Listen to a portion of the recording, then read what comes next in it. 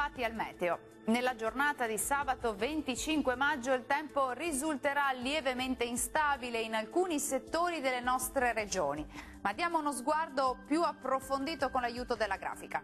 Sul Veneto il cielo sarà a tratti coperto con qualche rovescio sul bellunese e sui settori più occidentali.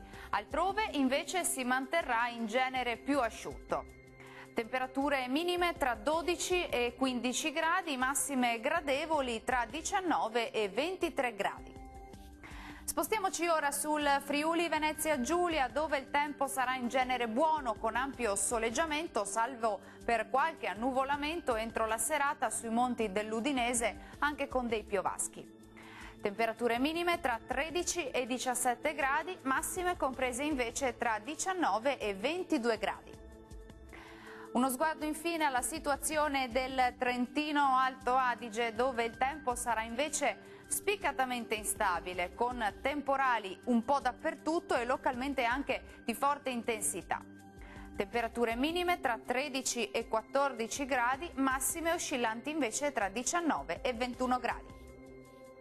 Dalle meteo di Antenna 3 per ora è tutto, io vi do appuntamento al prossimo aggiornamento. Arrivederci.